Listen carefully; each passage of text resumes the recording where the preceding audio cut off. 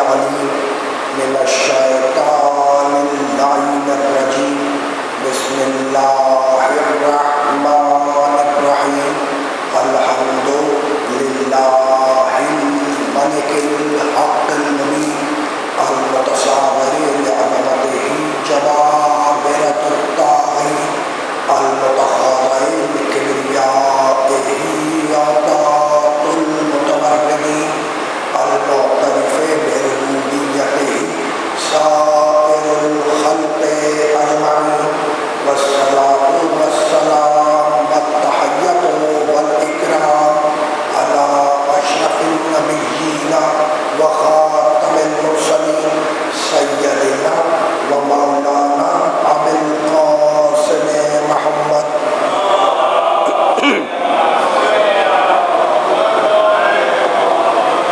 وأهل بيته الطيبين الطاهرين المعصومين المؤمنين.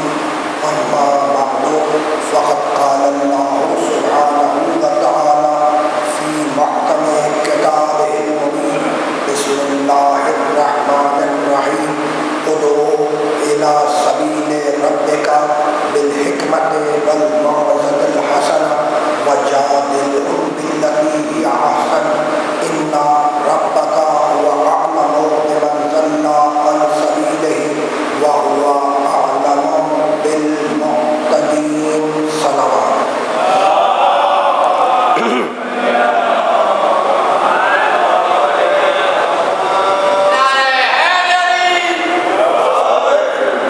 عزیزان محترم، اس خمسہ مجالس کے لیے میں نے آپ حضرات کی خدمت میں سلام کلام میں سورہ مبارکہ نحل کی ایک آیت کی تلاوت کا شرف حاصل کیا. سورہ نحل قرآن مجید کا 16واں سورہ ہے اور وہ آیت جس کی تلاوت کا شرف حاصل کیا گیا اس کا نشان ہے 125. 16ویں سورے کی 125ویں آیت. پروردگار عالم اس آیت مبارکہ میں اپنے حبیب کو تبلیغ کے طریقے بیان کرتے ہوئے ارشاد فرما رہا ہے کہ ادعو الی سبیل ربک، میرے حبیب اللہ کی سبیل کی طرف، اللہ کے راستے کی طرف لوگوں کو پکارو، لوگوں کو دعوت دو. میرے حبیب میرے محمد اللہ کے راستے کی طرف، اللہ کی سبیل کی طرف لوگوں کو پکارو، لوگوں کو دعوت دو. کیسے دعوت دو؟ بالحکمت، حکمت کے ساتھ، والموعظۃ الحسنہ، اور اچھی نصیحت والی باتوں کے ذریعے لوگوں کو تبلیغ کرو اسلام کی. وجادلہم باللتی ہی احسن، اور میرے حبیب اگر کوئی بحث پر آمادہ ہو جائے، تکرار پہ آمادہ ہو جائے تو اس طریقے سے بحث کرو جو بحث کا بہترین طریقہ ہے. ان ربک هو اعلم بمن ضل عن سبیلہ، اور میرے حبیب تمہارا اللہ، تمہارا رب بہت اچھے طریقے سے جانتا ہے کہ کون اس کے راستے سے ہٹ گیا. وَهُوَ أَعْلَمُ بِالْمُهْتَدِينَ، اور انہیں بھی خوب اچھی طرح جانتا ہے جو اس کے راستے کی طرف ہدایت پہ آ گئے. یعنی راستے سے ہٹے ہوئے لوگ کون ہیں انہیں بھی پہچانتا ہے، اور کون اس کے راستے پر آ گیا انہیں بھی خوب جانتا ہے نا. تو اب حبیب لوگوں کو دعوت دو، پکارو اللہ کے راستے کی طرف، ہے نا. کیسے پکارو؟ حکمت کے ذریعے، موعظہ حسنہ کے ذریعے. جب حکمت کے ذریعے بات ہوگی تو حکمت کے معنی ہے کسی چیز کی گہرائی تک پہنچا دینا. جب حکمت کے ذریعے بات ہوگی تو اس کا مطلب یہ ہے کہ انسان کو کسی چیز کی گہرائی تک پہنچا دینے کا نام حکمت ہے نا. تو لوگوں کو دعوت اسلام دو حکمت کے ذریعے، اور کیسے دو؟ موعظہ حسنہ کے ذریعے، یعنی اچھی نصیحت والی باتوں کے ذریعے. وَجَادِلْهُم بِالَّتِي هِيَ أَحْسَنُ، اور حبیب اگر کوئی بحث پر آمادہ ہو جائے، تکرار پہ آمادہ ہو جائے، مباحثے پہ آمادہ ہو جائے تو اس طریقے سے بحث کرو جو بحث کا بہترین طریقہ ہے. جادلہم باللتی ہی احسن، یعنی جدال کرو احسن طریقے سے. اب عجیب بات یہ ہے کہ دنیا میں جب بھی کوئی رسول آیا، دنیا میں جب بھی کوئی نبی آیا، رسول آیا، تو اس کے مقابلے پر 3 ہی طرح کے لوگ آئے. جب بھی کوئی نبی رسول پیغام دینے کے لیے دنیا میں آیا تو اس کے مقابلے پہ کتنے طریقے کے لوگ آئے؟ 3 طریقے کے لوگ آئے، 3 گروہ آیا، 3 طریقے کے لوگ، ہے نا۔ پہلے لوگ وہ تھے جو بات کو سمجھنا چاہتے تھے کہ یہ نبوت ہے کیا، یہ دین ہے کیا، نبی جو دین لایا ہے وہ ہے کیا۔ تو پہلا گروہ سنجیدہ لوگوں کا گروہ جو دین کو سمجھنا چاہتا تھا اور جاننا چاہتا تھا کہ یہ دین ہے کیا، پہلا گروہ۔ دوسرا گروہ ان لوگوں کا تھا کہ بھائی اس نبی کو نہ مانے تو نقصان کیا ہے، اور اگر مان لے تو فائدہ کیا ہے۔ یعنی دوسرا گروہ ان لوگوں کا تھا کہ بھائی اس نبی کو نہ مانے تو نقصان کیا ہے، اور اگر مان لے اس نبی کو تو اس میں فائدہ کیا ہے۔ یعنی ایک گروہ فائدے اور نقصان کے بنیاد پر دین کو پرکھنا چاہتا تھا، ایک گروہ فائدے اور نقصان کی بنیاد پر دین کو پرکھنا چاہتا تھا۔ تو پہلا گروہ سنجیدہ لوگوں کا گروہ جو دین کو سمجھنا چاہتے تھے، دوسرا گروہ جو فائدہ اور نقصان، نفع اور نقصان دیکھنا چاہتا تھا کہ نبی کو نہ مانے تو نقصان کیا ہے، مان لے تو فائدہ کیا۔ 2 گروہ گئے۔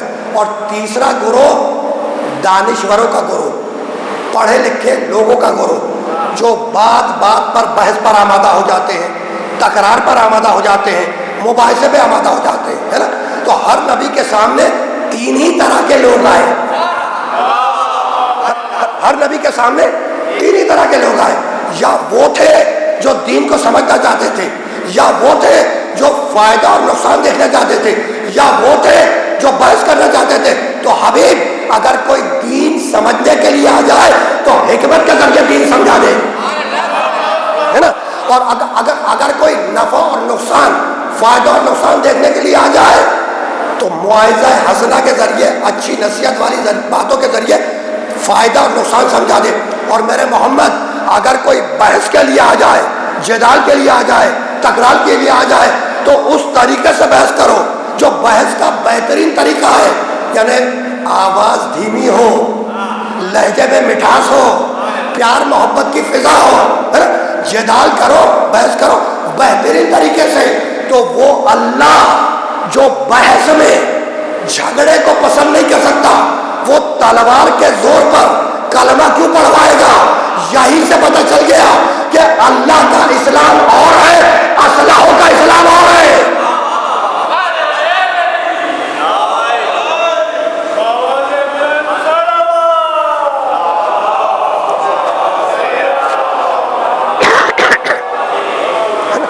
پہنچی بات؟ یعنی اللہ اپنے نبی کو تبلیغ کے طریقے بتلا رہا ہے نا، کہ تبلیغ کرو تو اس طریقے سے کرو، ہے نا۔ تبلیغ کا مطلب یہ نہیں ہے کہ کانفرنس کرنے کے بعد اشہد ان لا علی ولی اللہ پہ اعتراض کرو، ہے نا، اسے دہشت گردی کہو۔ بھائی اگر اعتراض ہے تو علمی دلیل لے کر آؤ، علمی، ہے نا۔ اور یہ ذہن میں رہے کہ جہاں علمی دلیل نہ ہو، قرآن و حدیث کی روایتیں اور آیتیں نہ ہو، وہاں پر اسی طرح کے لفظ استعمال ہوتے ہیں، دہشت گردی اور غنڈہ گردی والے، ہے نا۔ ایسا ہی ہے نا۔ اور ہم باب مدینۃ العلم کے ماننے والے ہیں، ہم ابو جہل کے ماننے والے نہیں ہیں۔ ہماری 1400 برس کی تاریخ گواہ ہے کہ ہم نے جب بھی کوئی بات کی تو قرآن اور سنت اس کی روشنی میں بات کی۔ اچھا، جب سنت کہہ رہا ہوں تو اس میں سنت معصومین شامل ہے، یعنی انی تارک فیکم الثقلین، کتاب اللہ ہے و اطرتی اہل بیتی، میں تم میں 2 برابر کی چیزیں چھوڑ کے جا رہا ہوں، ایک اللہ کی کتاب اور دوسرے میرے اہل بیت۔ یہ روایت کم و بیش 12 طریقوں سے آئی ہے، 12 کم سے کم، ہے نا۔ اور اسی کے ساتھ ایک اور روایت ہے، ذرا سا الفاظ کا فرق ہے، انی تارک فیکم الثقلین کتاب اللہ و سنتی، دونوں روایت ہے نا۔ کتاب اللہ و سنتی ایک ذریعے سے آئی ہے، کتاب اللہ و اطرتی اہل بیتی وہ کم سے کم 12 یا اس سے زیادہ ذریعے سے آئی ہے۔ تو اگر مزاج میں اجماع ہے، اکثریت ہے، تو 12 والی کو مان لو،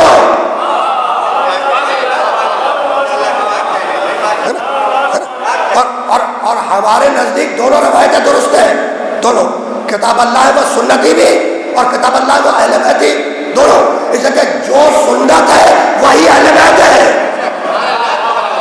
الگ نہیں ہے۔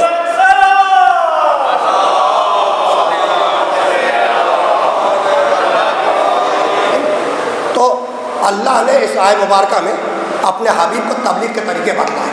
وَجَادِلْهُمْ بِالَّتِي هِيَ أَحْسَنُ. حبیب اگر کوئی جدال پہ آمادہ ہو جائے, کوئی تکرار کے لیے آ جائے, کوئی بحث کے لیے آ جائے, تو احسن طریقے سے بحث کرو, یعنی اس طریقے سے بحث کرو جو بحث کا بہترین طریقہ ہو. تو وہ اسلام جو بحث میں تلوار کو پسند نہ کرے, جھگڑے کو پسند نہ کرے, تکرار کو پسند نہ کرے, ہے نا, وہ تلوار کے زور پہ کلمہ نہیں پڑھوائے گا. یہیں سے پتہ چل گیا کہ اللہ کا اسلام اور ہے اور اسلحوں کا اسلام اور ہے. اب ذرا سا اس مرحلے پر روک کر میں احترام انسانیت بتانا چاہتا ہوں کہ کہاں سے اللہ نے انسانیت کا احترام شروع کروایا. یہ ذہن میں رہے, یہ بات ذہن میں رہے کہ اسلام انسانیت دوست مذہب ہے. اسلام وہ مذہب ہے جو انسانیت کو دوست رکھتا ہے نا. تو اب ذرا سا دیکھیں کہ کہاں سے اللہ نے احترام انسانیت کا آغاز کیا ہے نا. ابھی بچہ ماں کے پیٹ میں ہے, بچہ ماں کے پیٹ میں ہے, بطن مادر میں ہے, احترام کرو, اسی لیے اسقاط حمل حرام ہے. دیکھو دیکھو یہ وہ مرحلہ ہے جہاں پر دین اسلام کی دین اسلام انسان کے احترام کا آغاز کر رہا ہے نا. ابھی بچہ ماں کے پیٹ میں ہے, بطن مادر میں ہے, پیدا نہیں ہوا, ماں کے پیٹ میں, احترام کرو, اسی لیے اسقاط حمل حرام ہے, ابورشن حرام ہے. ٹھیک, اچھا یہ احترام, پیٹ کے بچے کا احترام ہم کیوں کروا رہے ہیں بھائی پیٹ کے بچے کا احترام ہم کیوں کروا رہے ہیں؟ اس لیے کروا رہے ہیں کہ یہ آنے والا تمہارا مستقبل ہے. بھائی اسلام بتلا رہا ہے کہ پیٹ کے بچے کا احترام کرو, اس لیے اسقاط حمل ہمارا حرام ہے. یہ پیٹ کے بچے کا احترام کیوں کروا رہا ہے؟ اس لیے کہ یہ آنے والا تمہارا مستقبل ہے نا. اچھا تو اب دنیا میں آ گیا, انسان دنیا میں آ گیا, پیدا ہوا, پلا بڑا, جوان ہوا, بوڑھا ہوا, مر گیا نا. اب اٹھا کر پھینک دو, کہا کہ نہیں, اسے احترام کے ساتھ غسل دو, اسے کفن پہناؤ, اس کا جنازہ تیار کرو اور کندھے پر اٹھا کر احترام کے ساتھ اسے دفن کر دو. کیوں؟ اسے کہ وہ تمہارا مستقبل تھا, یہ تمہارا ماضی ہے. بھائی کبھی اس اینگل سے بھی تو سنو بات کو کہ کتنا انسانیت دوست مذہب ہے یہ اسلام, ہے نا. بھائی دنیا میں آئے تو احترام ہے. کیوں؟ اس سے کہ آنے والا تمہارا مستقبل ہے. دنیا سے گئے تو پھینک دو اٹھا کر, کہا کہ نہیں, اسے غسل دو, کفن پہناؤ, جنازہ تیار کرو, اس کی نماز جنازہ پڑھو اور پھر کندھے پہ اٹھا کر احترام کے ساتھ اسے دفن کر دو. کیوں؟ اسے کہ آنے والا تمہارا مستقبل ہے اور یہ جانے والا تمہارا ماضی ہے. بھائی یہی تو سمجھانا چاہ رہا ہوں کہ آنے والا تمہارا مستقبل ہے, جانے والا تمہارا ماضی ہے, اور تم حال میں ہو. تو اگر ماضی کے احترام کے عادی ہوگے اور مستقبل کے احترام کے عادی بن جاؤ گے تو حال کا تو تم یقیناً احترام کرو گے.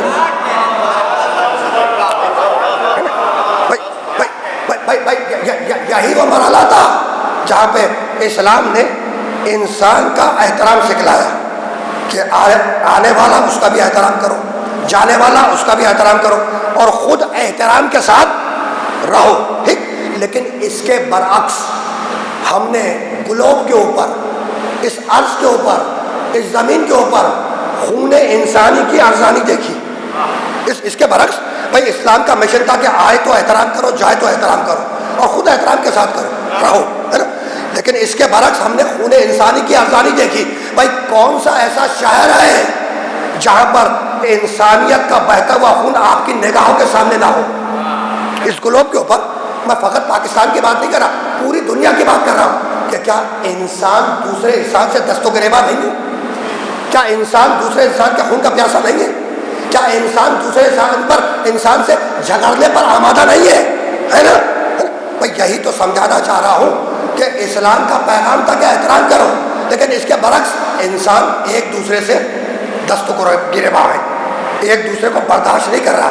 اور یہ بھی عجیب بات ہے کہ یہ انسان درختوں کے ساتھ زندگی گزار سکتا ہے، سورج کی شعاؤں کے ساتھ زندگی گزار سکتا ہے، چاند کی روشنی کے ساتھ زندگی گزار سکتا ہے، ستاروں کے ساتھ زندگی گزار سکتا ہے، حد تو یہ ہے کہ جانوروں کے ساتھ زندگی گزار سکتا ہے، لیکن یہ انسان اپنے جیسے انسان کے ساتھ زندگی گزارنے کو تیار نہیں ہے۔ پہنچ رہی ہے بات، ہے نا؟ تو ہم نے گلوب پر خون انسانی کی ارزانی دیکھی، انسان کا بہتا ہوا خون دیکھا، تو بھائی یہ جھگڑا ہوا کہاں؟ یہ جھگڑا کہاں ہوا؟ تو جھگڑا ہوا پروردگار نے کہا کہ اسے سجدہ کر، پروردگار نے کہا کہ اسے سجدہ کر، کہا کہ اسے سجدہ نہیں کروں گا، یہ مٹی ہے۔ بھائی اللہ نے کہا کہ اسے سجدہ کر، ابلیس نے کہا کہ آدم مٹی ہے، اسے سجدہ نہیں کروں گا۔ اللہ نے کہا کہ اس میں میری روح ہے، اللہ نے کہا کہ اسے سجدہ کر، اس میں میری روح ہے۔ ابلیس نے کہا کہ یہ مٹی ہے، اسے سجدہ نہیں کروں گا۔ تو جو مٹی سمجھے گا وہ قاتل ہوگا، اور جو روح کو سمجھے گا وہ مقتول ہوگا۔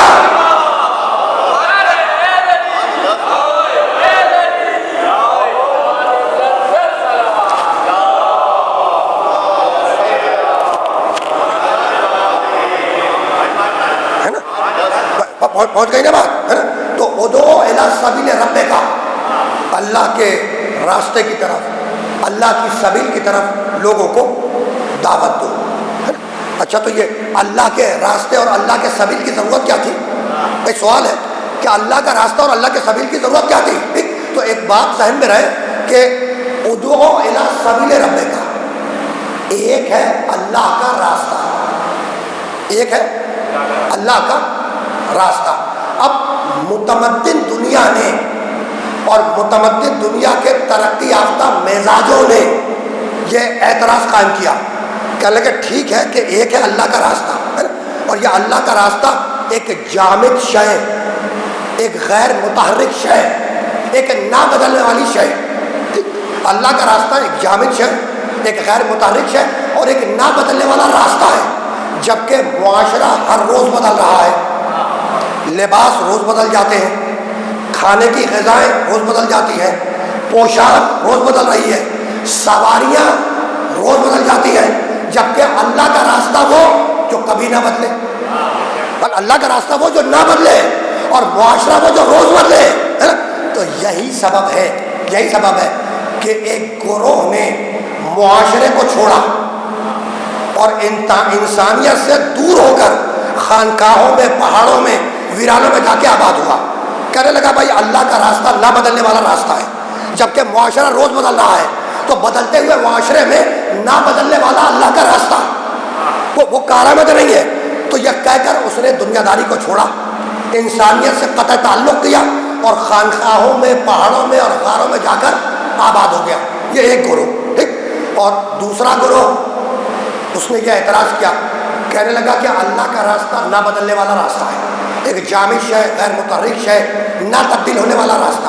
جبکہ معاشرہ روزانہ بدل رہا ہے، لباس بدل رہے ہیں، کھانے بدل رہے ہیں، سواریاں بدل رہی ہیں، حد تو یہ ہے کہ 100 کلومیٹر پر زبان بھی بدل جاتی ہے نا؟ تو کہنے لگے اللہ کا راستہ نہ بدلنے والا راستہ، جبکہ معاشرہ روز بدل رہا ہے، تو فطرت نے جو تبدیلی کا راستہ دکھلا دیا ہم اسی پر قائم رہیں گے۔ چونکہ معاشرہ روز تبدیل ہو رہا ہے، تو فطرت نے جو بدلنے کا، تبدیل ہونے کا راستہ بتایا، ہم اس کے ساتھ چلیں گے، اس لیے کہ نہ تبدیل ہونے والا دین کا راستہ، اللہ کا راستہ، وہ تبدیل ہونے والے معاشرے کے ساتھ چل نہیں سکتا۔ ٹھیک، تو اب دو گروہ سامنے آئے، ایک نے کہا کہ سب کچھ بدلتا ہے اور اللہ کا راستہ نہیں بدلتا، اور دوسرے نے کہا کہ بہت توجہ رکھنا، ایک گروہ نے کہا کہ سب کچھ بدل جاتا ہے، سب کچھ بدلتا ہے اور اللہ کا راستہ نہیں بدلتا، اور دوسرے گروہ نے کہا کہ کچھ بھی نہیں بدلتا، جو دین ہے وہ سب جامد ہے، کچھ بھی نہیں بدلتا۔ تو ایک نے کہا کہ سب کچھ بدل جاتا ہے، دوسرے نے کہا کچھ بھی نہیں بدلتا، ہے نا؟ تو جو یہ کہہ رہے ہیں کہ سب کچھ بدل جاتا ہے وہ بھی غلط ہے، اور جو کہہ رہے ہیں کہ کچھ نہیں بدلتا وہ بھی غلط ہے۔ اب میں دلیل دے دوں بھائی، لذت و کام و دہن کے لیے غذائیں بدل گئی لیکن بھوک نہیں بدلی، ہے نا؟ تن کو ڈھانپنے کے لیے پوشاک، لباس بدل گئے لیکن جسم کو ڈھانکنے کا مزاج نہیں بدلا ہے نا. چھت کے رہنے بہت توجہ رکھنا, چھت کے نیچے بہت توجہ رکھنا. دیکھو مکانوں کے نقشے بدل گئے, طرز تعمیر بدل گئے, مکانوں کے نقشے بدل گئے, طرز تعمیر بدل گئے, لیکن چھت کے نیچے رہنے کا مزاج نہیں بدلا. ایسا ہے نا. تو کچھ چیزیں ہیں جو بدلتی ہیں اور یقیناً کچھ چیزیں ہیں جو نہیں بدلتی. تو اس بات کو یاد رکھنا کہ جو بدل جائے اس کا نام معاشرہ ہے, اور جو نہ بدلے اس کا نام اللہ کا راستہ ہے.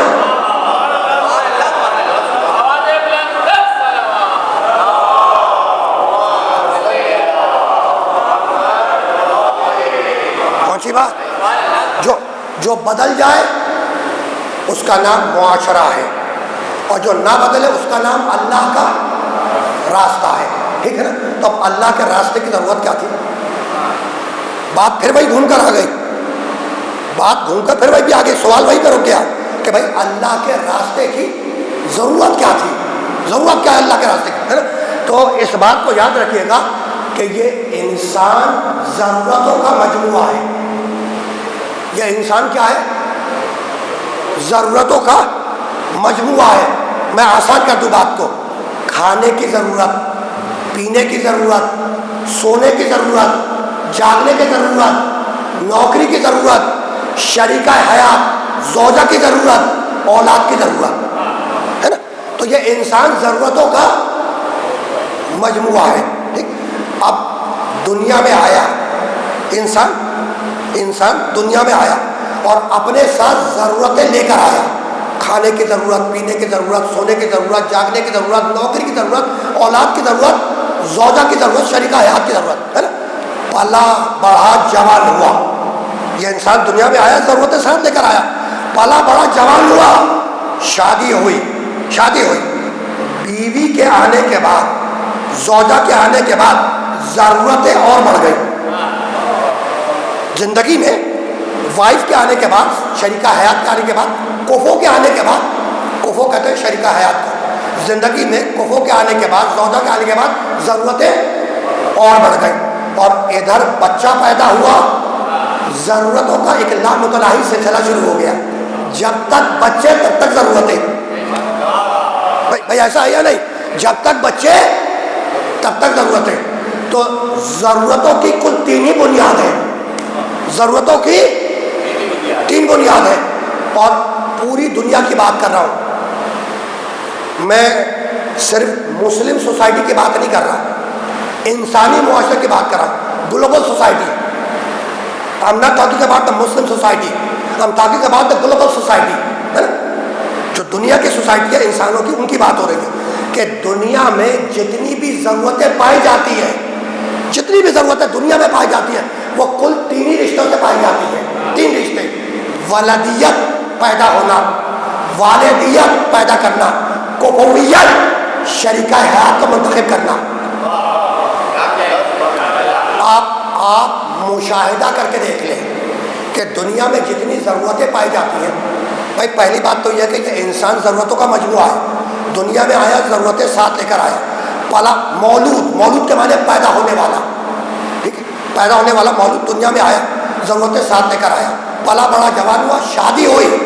جب شادی ہوئی تو زوجہ کے آنے کے بعد, کفو کے آنے کے بعد ضرورتیں اور بڑھ گئی. ادھر بچہ پیدا ہوا, ایک ضرورتوں کا سلسلہ شروع ہو گیا.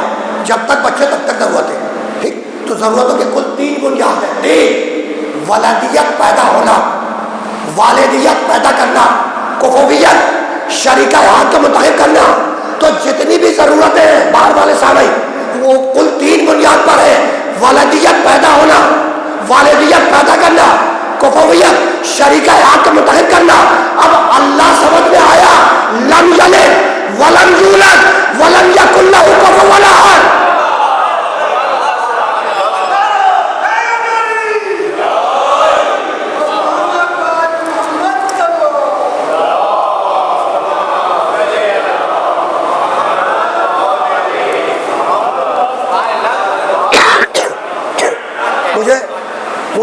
مجھے معلوم ہے کہ تمیزیں مشکل ہے, لیکن کبھی کبھی مشکل باتیں بھی سننی چاہیے نا, ہے نا.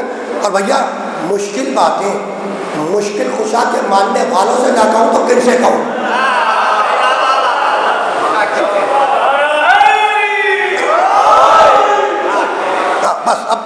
بہت طویل نہیں ہے، میں نے دیکھ لیا کہ تقریباً 30 دقیقے ہونے والے ہیں اور 7-8 دقیقوں میں گفتگو کو تمام کرنا ہے. ایک جملہ ہدیہ کر دوں.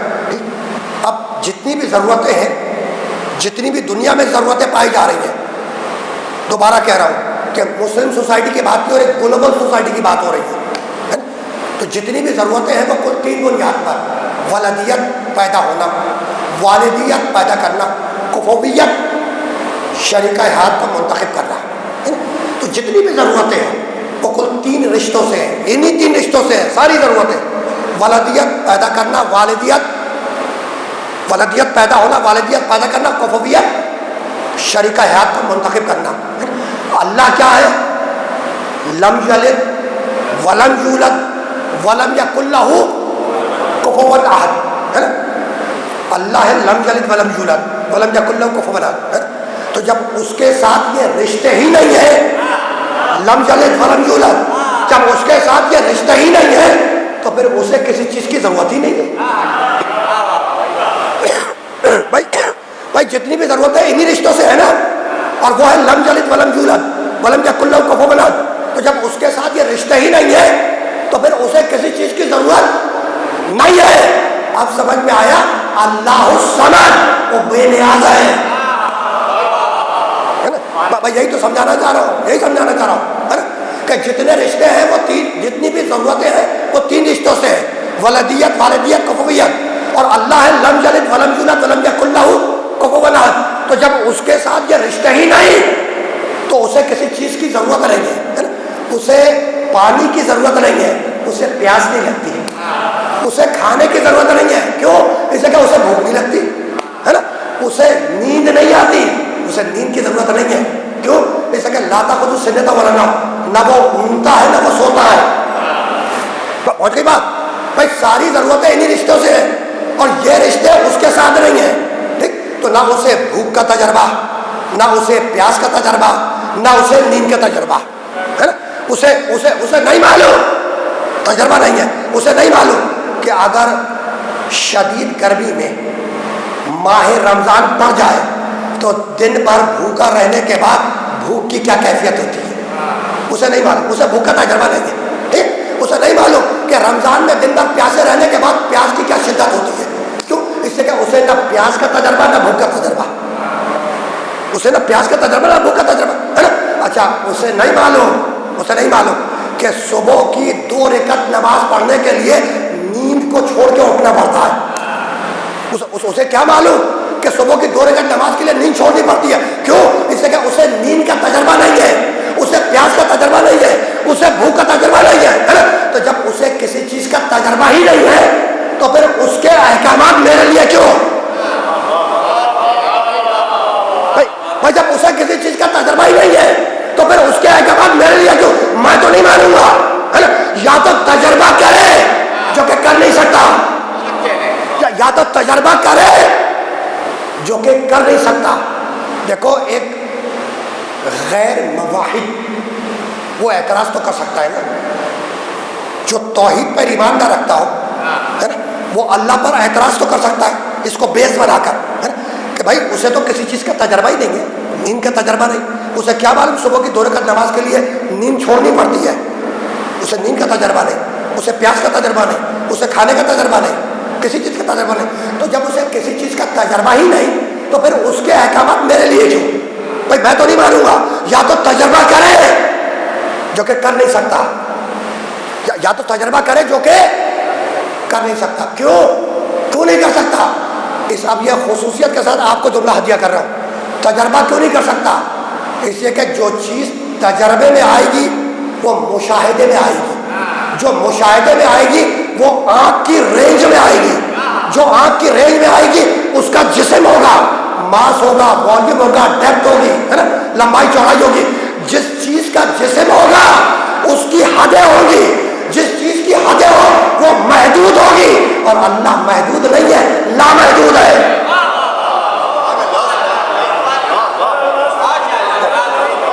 پہنچ گئی بات، ہے نا. بھائی وہ تجربہ کرے کر نہیں سکتا، اس لیے جو چیز تجربے میں آئے گی وہ آنکھ کی رینج میں آئے گی، اور جو آنکھ کی رینج میں آ جائے وہ اللہ نہیں ہو سکتا. جو آنکھ کی رینج میں آ جائے وہ اللہ نہیں ہو سکتا. ہمارے ہاں نہ یہاں دیکھا جائے گا نہ وہاں دیکھا جائے گا.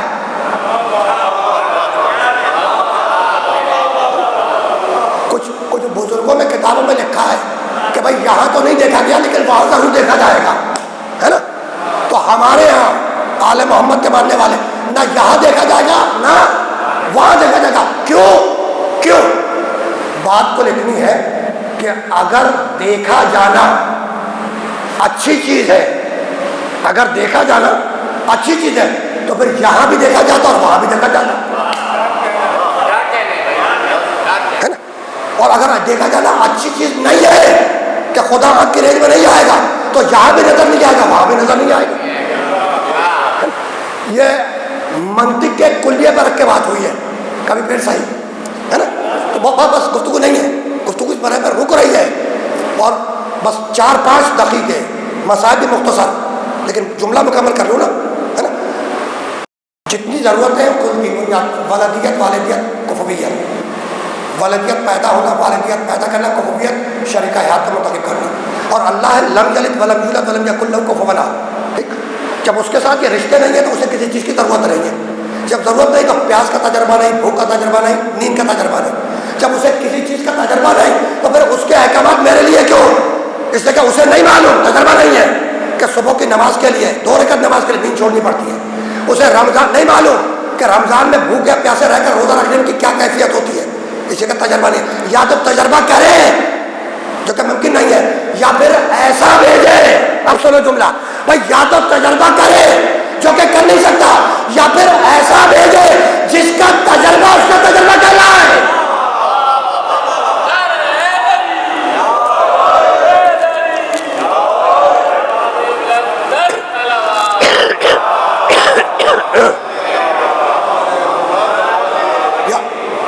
بس گفتگو اس مرحلے پر اختتام پذیر ہو گئے.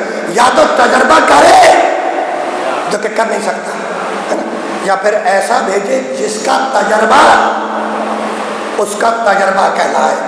تو اس کا مطلب یہ ہے, استدلال نے بتا دیا کہ کچھ ایسے ہیں کہ جن کا کرنا اس کا کرنا کہلاتا ہے اور جن کا بولنا اس کا بولنا کہلاتا ہے. اب کون ہے وہ لوگ, انشاءاللہ کل یہیں سے بات آگے بڑھ جائے گی. گفتگو کو میں اس مرحلے پر اختتام پذیر کر رہا ہوں. کچھ اس کی صفات کے مظہر ہیں, کچھ اللہ کی صفات کے مظہر ہیں, ہے نا. وہی تو ہے جو دین کے وارث ہے, جو وارثان دین ہے. ٹھیک, اور جب دین محمد پر وقت آیا, جب اللہ کے دین پر, دین اسلام, دین محمد پر وقت آیا تو کوئی اور نہیں نکلا, دین کے وارث نکلے, قرآن کے وارث نکلے, ہے نا. اور یہ کہتے ہوئے نکلے کہ ان کان دین محمد لم یستقم الا بقتل یا سیف خذینی. اگر دین محمد, میرے نانا کا دین, دین محمد میرے قتل کے بغیر نہیں بچ سکتا تو تلواروں آؤ اور مجھے ٹکڑے ٹکڑے کر دو. اور حسین ابن علی اکیلے نہیں نکلے, حسین ابن علی اکیلے نہیں نکلے. جب دین پر بات آئی تو حسین نے طے کیا کہ اگر دین کی راہ میں زینب کے سر سے چادر چھنتی ہے تو چھن جائے, لیکن اللہ کا دین باقی رہ جائے, ہے نا. بس ایک روایت سنیے اور مجھے اجازت دے دیجیے. مقتل کی کتابوں میں یہ روایت موجود ہے, مقتل کی کتابوں میں یہ روایت موجود ہے. یہ بھی سید الملائکہ رسول اللہ کے پاس آئے اور آ کر تفصیلات بیان کی, شہادت نامہ, محضر شہادت بیان کیا. ٹھیک ہے نا, محضر شہادت جبریل نے رسول کو سنایا, رسول نے سنا. سننے کے بعد اپنے چھوٹے نواسے حسین کو بلایا. حسین چھوٹا ہے, چھوٹا بچہ ہے نا. آیا اور آ کے نانا کے پاس بیٹھ گیا.